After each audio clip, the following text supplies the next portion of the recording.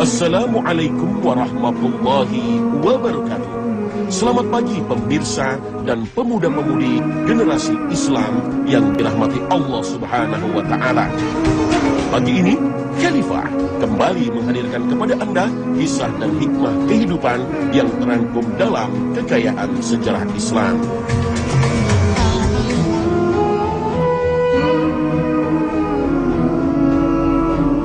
Bicara salat tidak akan lepas dari peristiwa Isra dan Mi'raj, yaitu perjalanan Nabi Muhammad SAW dari Masjidil Haram di Makkah ke Masjidil Aqsa di Palestina.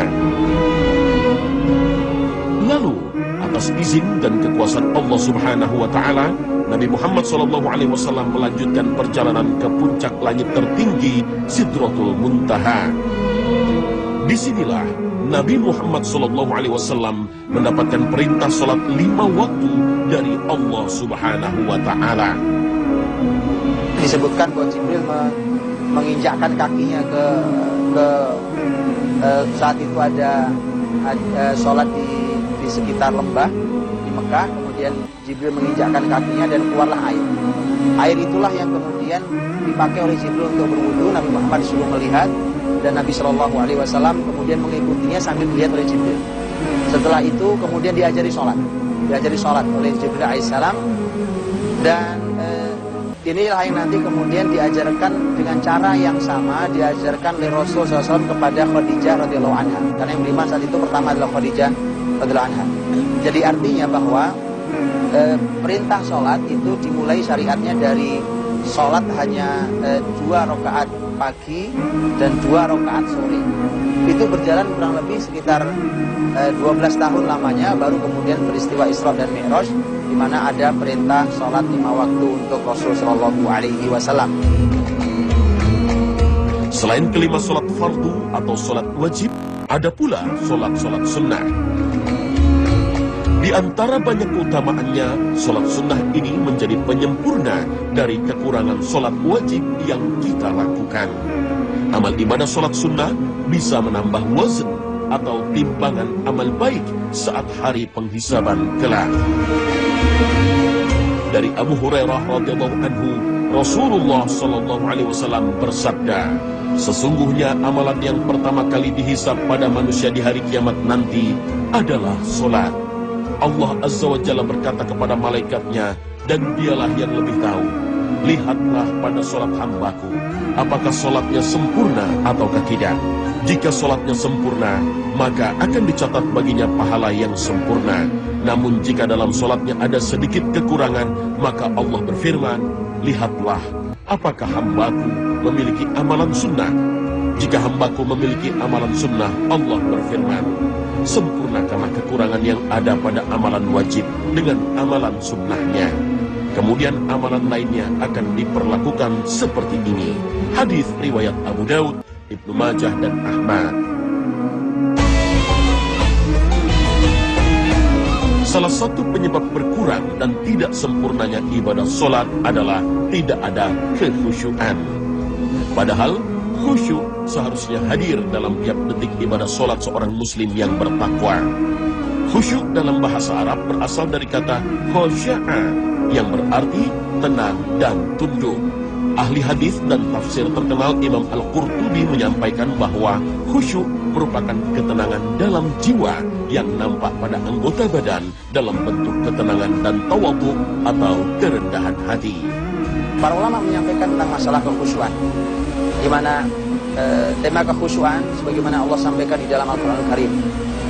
Itulah mengapa Syekhul Islam Ibnu Taimiyah mengatakan bahwa yang menunjukkan wajibnya khusyuk adalah firman Allah Subhanahu wa taala, qad aflahal mu'minun alladzina hum fi shalatihim khashi'un. Berbahagialah orang-orang yang beriman yang dalam sholatnya mereka khusyuk, kekhusyuan dalam sholat mereka. Imam Ibnu Taimiyah mengatakan itu menunjukkan bahwa khusyuk itu wajib. Imam Ibnu Rajab Al-Hambali rahimahullah taala menulis kitab judulnya Al-Khusyuk, atau beliau menulis tentang khusyuk, dan beliau mengatakan bahwa khusyuk itu adalah aslinya adalah lembutnya hati, tenangnya hati. Ini adalah, kalau kata beliau, kalau hatinya khusyuk, maka pasti akan diikuti oleh anggota tubuhnya. Anggota tubuhnya akan mengikutinya khusyuk, karena anggota tubuh ini hanya mengikuti apa yang ada dalam hati. Itu artinya apa? Artinya bahwa kalau khusyuk itu tenang, maka anggota tubuhnya masih tenang. Sebenarnya kalimat khas para ulama adalah idza khasha'a qalbu khasha'a jawarihu. Kalau hatimu khusyuk, pasti anggota tubuhmu juga khusyuk, juga tenang. Begitu juga kelembutan dalam dirinya, maka juga menunjukkan kelembutannya. Karena kalau ada orang sholat kemudian geraknya sangat banyak yang tidak diperlukan, itu karena ada gerak diperlukan, gerak yang tidak diperlukan, maka ini menunjukkan bahwa tidak sedang khusyuk. Karena orang yang khusyuk, maka hatinya yang khusyuk tenang, maka anggota tubuhnya juga akan khusyuk. Dan Allah Subhanahu wa taala dalam Al-Qur'an juga berfirman tentang kekhusyuan, bagaimana Allah memuji kekhusyuan itu, orang-orang yang khusyuk pada Rabbnya, wa yakhruna lil adqani yabkun wa yaziduhum khusyu'a. Mereka tersungkur dalam keadaan menangis dan menambah kekhusyuan mereka. Dan menangis itu menambah kekhusyuan kita.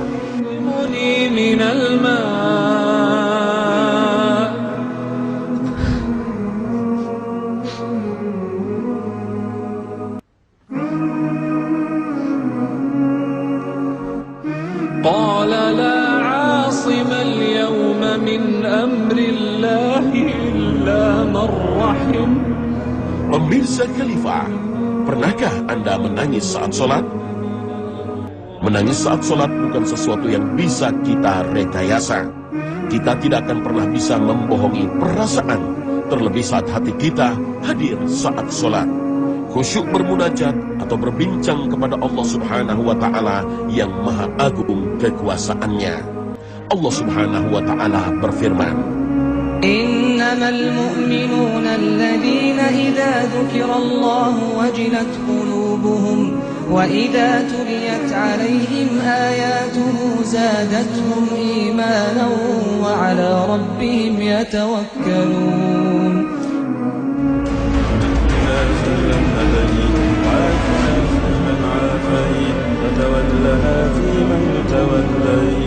Khusyuk dalam sholat hingga meneteskan air mata bukanlah hal sepele di hadapan Allah Subhanahu wa ta'ala. Dalam hadis Rasulullah SAW bahkan menyebutkan salah satu dari 7 golongan manusia yang dilindungi Allah Subhanahu wa ta'ala di hari kiamat adalah mereka yang berzikir kepada Allah dalam keadaan sepi, lalu ia meneteskan air matanya. Kita bisa melihat bagaimana Rasul Shallallahu Alaihi Wasallam dalam sholat beliau. Para sahabat mengatakan bahwa kami sholat bersama Nabi SAW, dan kemudian kami dengar Nabi menangis, tapi Nabi tahan tangis itu, artinya beliau nangis. Kemudian karena beliau menahan tangis yang tidak tertahan, maka berbunyi gemuruh seperti suara air mendidih dalam panci itu. Air mendidih dalam panci, kita tahu punya bunyinya itu. Nah begitulah Nabi menahan tangis beliau. Abu Bakar As-Siddiq radhiyallahu anhu juga diperintahkan oleh Nabi Shallallahu Alaihi Wasallam untuk menjadi pengganti beliau waktu beliau sakit, waktu menjelang meninggal itu. Terjadilah dialog antara Rasul dan Aisyah, putrinya Abu Bakar, dan Aisyah menolak. Kata Aisyah, jangan ya Rasulullah, karena Abu Bakar itu orangnya rajulun baka. Beliau itu orangnya mudah sekali menangis kalau sholat. Masya Allah, mudah sekali menangis kalau sholat. Jadi bahkan mungkin belum selesai Al-Fatihahnya beliau sudah menangis. Pendalaman, orang tidak, ini bukan sebuah rekayasa. Kita mau merekayasa tangis pun tidak terjadi, karena ini adalah merupakan sesuatu yang datang dari hati kita, dari pemahaman kita yang dalam. Khusyuk bukan berarti menghilangkan diri dari kesadaran atau menarik diri dari dunia nyata. Sebaliknya, seorang mukmin yang melakukan ibadah sholat dengan khusyuk justru sangat peduli dan sadar sepenuhnya atas apa yang terjadi dengan dirinya dan situasi yang terjadi di sekitarnya. Rasul adalah orang yang tentu sangat khusyuk, paling khusyuk. Tetapi Rasulullah Shallallahu Alaihi Wasallam bahkan ketika beliau mengimami sholat, suatu hari beliau mendengar ada ada anak bayi yang menangis. Kemudian Nabi SAW mempercepat sholatnya dan beliau mengatakan, kenapa aku percepat? Karena aku mendengar ada tangis bayi dan aku tidak membayangkan bagaimana hati ibunya, maka aku percepat sholatku. Apa artinya? Nabi mendengar ada tangis bayi terdengar oleh Nabi SAW. Itulah mengapa syariat kalau ada orang sholat kemudian ada orang lewat di depannya dan kita sudah punya sutra, punya pembatas kita sholat, maka harus dihalangi. Itu artinya dia juga bisa melihat sekelilingnya. Itu kenapa kemudian khusyuk itu aslinya adalah ketundukan dan kelembutan hati kita, juga ketenangan dalam hati kita saat sholat, kemudian menikmati apa yang kita lakukan di dalam sholat berupa bacaan dan juga berupa munajat kita kepada Allah Subhanahu wa Ta'ala. Begitu pentingnya khusyuk dalam sholat. Para ulama soleh banyak memberikan tips untuk dapat mencapai khusyuk dalam sholat, seperti sholatnya Rasulullah Sallallahu Alaihi Wasallam. Berikut adalah beberapa tips yang disampaikan para ulama soleh untuk mencapai kekhusyuan dalam sholat ala Rasulullah Sallallahu Alaihi Wasallam.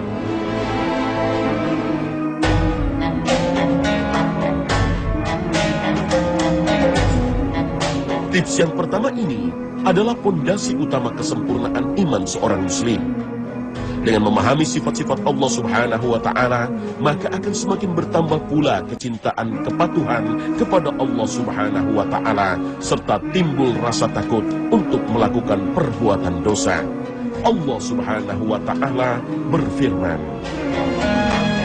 "Innama yakhshallahu min ibadihil ulama." Yang artinya, sesungguhnya yang takut kepada Allah di antara hamba-hambanya hanyalah orang-orang yang berilmu. Al-Quran, Surat Fatir, ayat 28.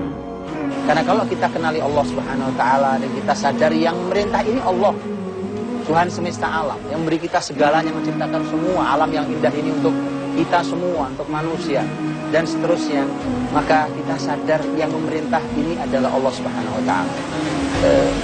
Seorang ahli ilmu yaitu Khalaf bin Ayyub rahimahullah ta'ala, beliau ketika ditanya oleh seseorang, bagaimana caranya Anda bisa tahan untuk tidak terganggu sholatnya dengan lalat. Lalat artinya kalau ada lalat menempel di sini atau lewat di depan kita, sekarang kita mungkin terganggu dan seterusnya. Bagaimana caranya? Dia katakan bahwa saya teringat, kalau ada lalat itu saya teringat orang-orang fasik yang kemudian dicambuk dan kemudian dia bersabar karena dia berbuat kefasikan, kemudian dia dihukum cambuk, kemudian dengan cambuknya dia sabar tahan. Bahkan sebagian orang fasik yang belum mau tobat itu malah kadang dia berbangga pernah dihukum, pernah dicambuk. Bagaimana orang fasik saja sabar dengan cambukan, sementara saya sedang menghadap Allah Rabbul Alamin, Allah yang menciptakan semesta ini, bagaimana saya tidak sabar ketika hanya urusannya adalah urusan lalat. Artinya dia sadar bahwa ini Allah, saya sedang berhadapan dengan Allah Subhanahu wa Ta'ala. Yang pertama yaitu kenali Allah. Kalau kita kenali siapa yang memerintahkan kita, otomatis kita akan sangat menjaga, karena ini perintah bukan dari sembarang, bahkan bukan dari makhluk, tapi dari menciptakan makhluk. Setelah mengenal dan memahami sifat-sifat Allah Subhanahu wa Ta'ala, maka kemudian kita harus paham terhadap ibadah sholat itu sendiri, seperti khusyuk atau kehadiran hati dalam setiap rukun dan syarat sholat, mulai dari mendengar panggilan azan, bersuci, menutup aurat, menghadap kiblat, berdiri tegak, dan niat. Lihatlah, ketika Nabi SAW mengatakan, kalau kalian sudah menuju ke masjid, jalan ke masjid, maka kata Nabi SAW, berjalanlah dengan as-sakinah wal waqar. Sakinah itu tenang, waqar itu penuh wibawa. Artinya ke masjid berjalan, bahkan mungkin kita sekali waktu terlambat, jangan lari terbesar saja, jangan lari. Karena Anda bisa lihat, begitu Anda berlari, masuk sholat, Allahu Akbar, nafas tengah-tengah. Bagaimana khusyuk? Tidak mungkin khusyuk. Di zaman Nabi Shallallahu Alaihi Wasallam ada seorang sahabat yang sholat di masjid, kemudian Nabi sedang ada di masjid. Sholatnya begitu selesai, dia salam, kemudian Nabi SAW mengatakan, "Sholli, fa innaka lam tusalli." Dan Nabi ulangi sholatnya. Kamu belum sah sholatnya. Orang itu sholat lagi. Begitu sholat lagi, begitu dia salam, Nabi katakan, "Sholli, fa innaka lam tusalli." Ulangi lagi sholatnya, belum sah sholatnya. Diulangi lagi yang ketiga. Ternyata Nabi SAW mengatakan, ulangi sholatnya. Kemudian orang itu nyerah. Dia mengatakan, "Ya Rasulullah, la uhsin ghaira hada." Saya nggak bisa. Ya begini sholat saya sudah.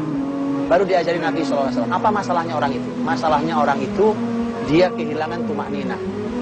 Tumakninah adalah gerakan yang tenang, rukuk-rukuklah yang tenang, berdiri-berdirilah yang tenang, sujud-sujudlah yang tenang. Ini kadang orang rukuk belum sempurna sudah berdiri, sujud belum sempurna sudah duduk lagi, dan seterusnya. Terlalu cepat. Itu yang salah pada orang itu. Nabi memerintahkan tumakninah, ketenangan di dalam sholatnya.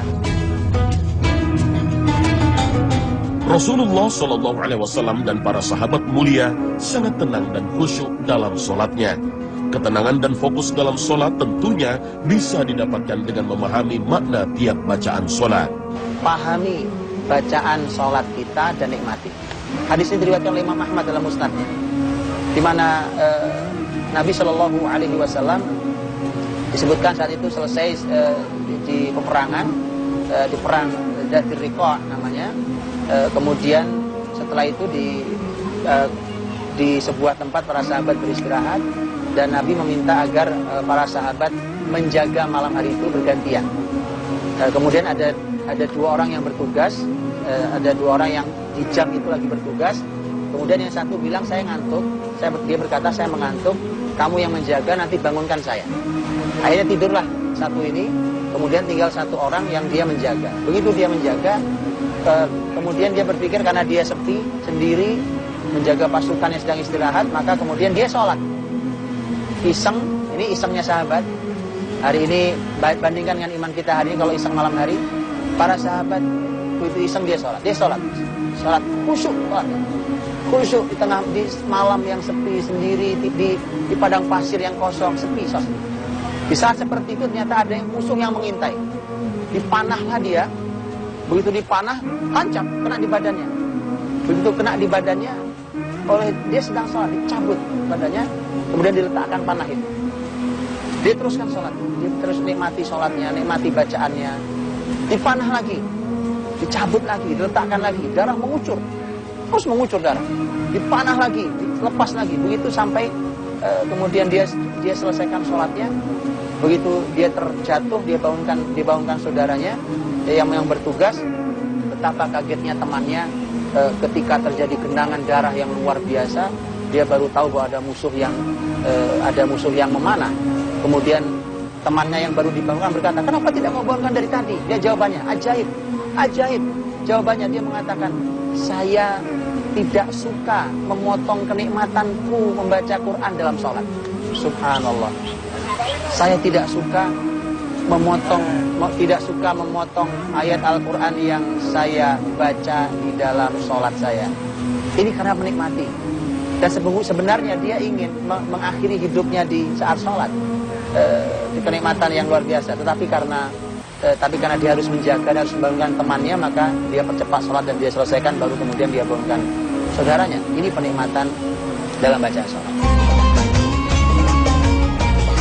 Pemirsa Khalifah, kekhusyuan seorang mukmin dalam sholat tentunya berbeda-beda sesuai dengan banyak atau sedikitnya pengetahuan mereka terhadap Allah Subhanahu wa Ta'ala.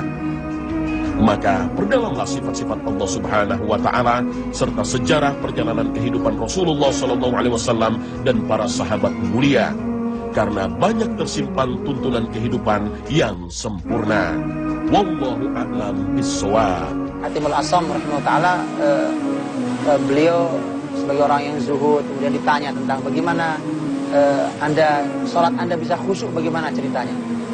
Hatimul Asam mengatakan bahwa saya ketika sudah bersiap wudu dengan sempurna, wudunya, Kemudian ketika saya berdiri, saya letakkan Ka'bah di depan mata saya. Walaupun dia tidak sedang sholat depan Ka'bah, saya letakkan Ka'bah depan mata saya. Kemudian saya membayangkan sebelah kanan saya ada surga, sebelah kiri saya ada neraka, malaikat maut ada di belakang saya. Dan saya lakukan sholat dengan sebaik mungkin, dan seakan ini adalah sholatku yang terakhir.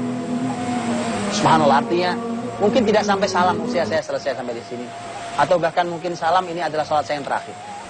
Dan ini juga disampaikan Nabi. Ini juga disampaikan Nabi, juga poin penting dalam sholat, yaitu sholli sholata muwaddi'. Sholatlah seakan ini sholat perpisahan. Kalau orang mau berpisah dari dunia, kita akan melakukan amal terbaik. Sholatlah sholat sebagai sholat perpisahan. Dan setelah itulah kemudian Hatim al-Asam mengatakan, saya lakukan itu dengan ikhlas, sehingga ketika salam betul-betul ada kedamaian dan sholat dilakukan dengan menghasilkan kekhusyukan.